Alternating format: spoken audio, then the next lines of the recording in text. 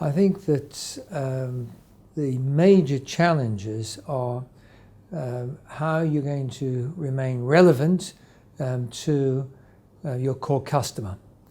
How are you going to ensure, and when I talk about relevance, I'm talking about how you're going to offer your core customer exactly what they want merchandise-wise, and what format of retail you're going to supply them on, whether it's bricks and mortar or whether it's online, and what their delivery requirements are. So where is the customer and what are their requirements?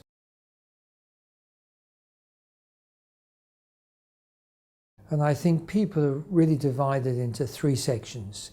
Number one, you've got at the top leadership, and you need leaders who inspire. Secondly, you've got to have management who can understand the vision, can understand the strategy, and can implement ruthlessly. And then the third tier are the salespeople who need to exceed the customer's expectations.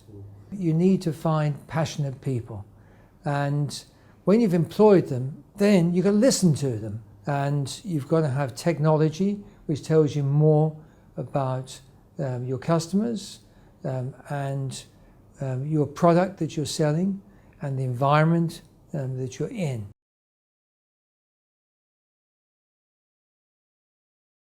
There always have been winners and there have always been losers.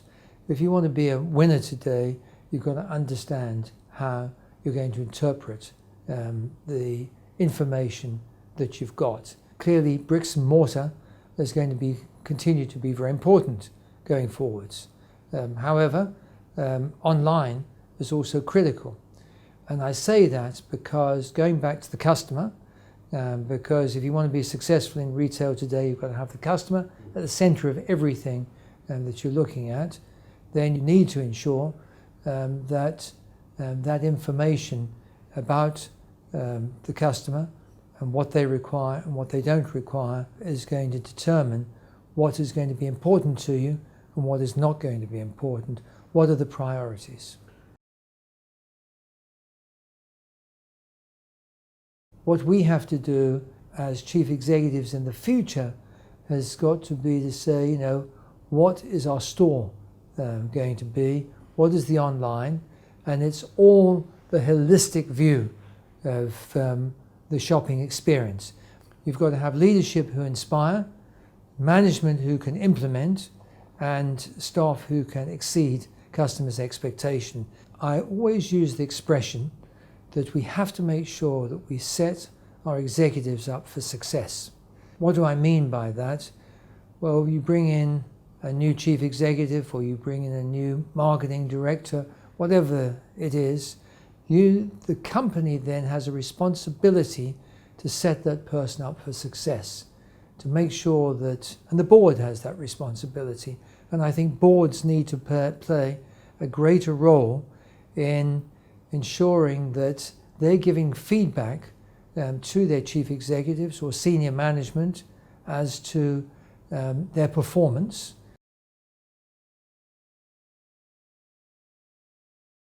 We need to upskill them, and we have a responsibility to upskill our people. You've got to have inspiration, very important, because that's what you need in leadership. Secondly, you need to ensure that there are great communication skills.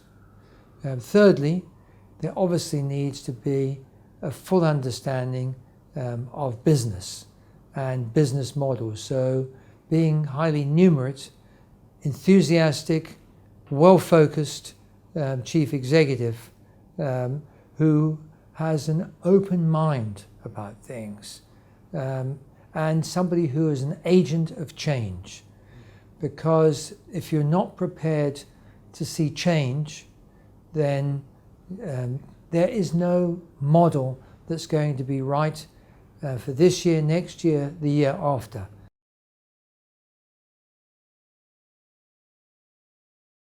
Obviously, you're going to have the basics of the chief financial officer and the marketing executive and the sales executive and the human resource executive, or as I like to call it, the talent executive.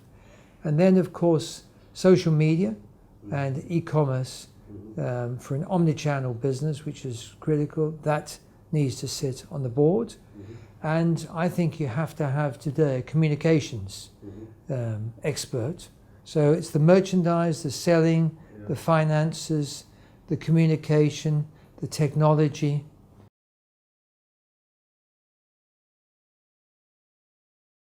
I always look at within any retail organization that you have the merchant, who is the heart of the business, and the store head of operations is the soul of the business.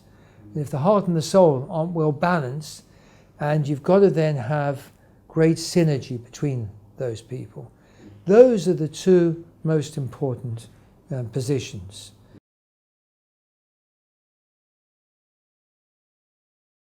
I love boards that have the people who throw the rocks into the pool to make the waves, because again, you've got to challenge.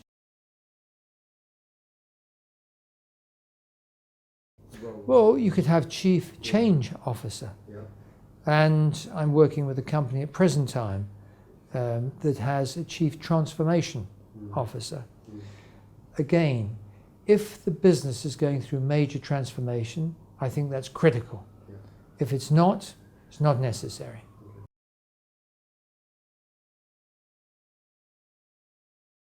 My sense is that the strong will be getting stronger, and the weak will probably be sitting at the gates of the retail graveyard.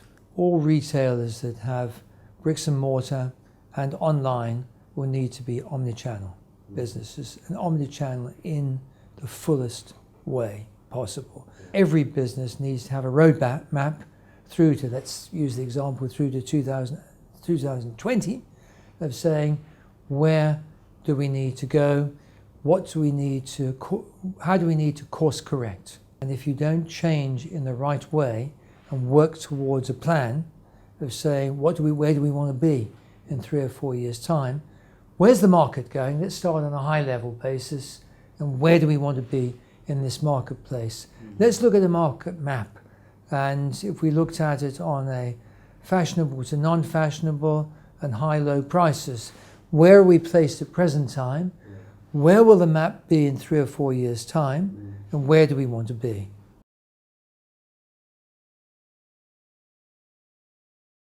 Selfridges has remained relevant to their core customers, and I guess at any one time you can have, sort of customers from 9 to 90 in Selfridges, but it's still relevant.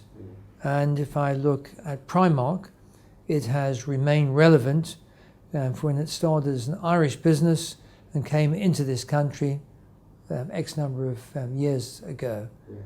A values-driven organisation will keep a business up to date completely, as long as they're the right values. And the values drive the culture within an organisation. And you're going to have a winning culture, and you're going to have a mediocre culture.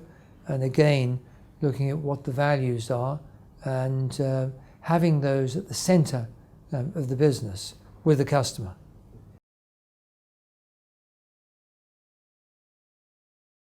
It's a lonely position. He's obviously working with a team, and I think one of the skills is going to be really getting greater input from his team and spending more time talking about the bigger picture and where they want to go. And the CEO needs to be a great challenger in the future as to whether what is happening is relevant for the future customer.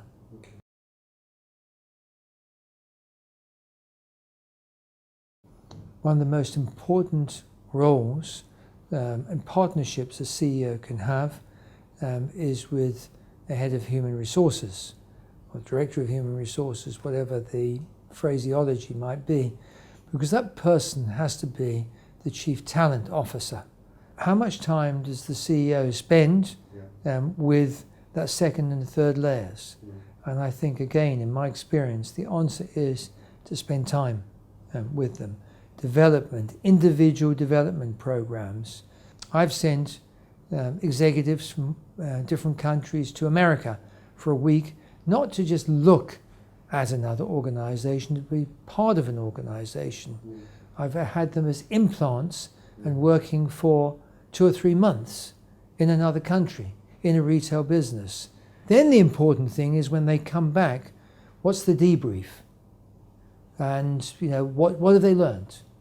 Lessons learned. Constantly asking questions about it.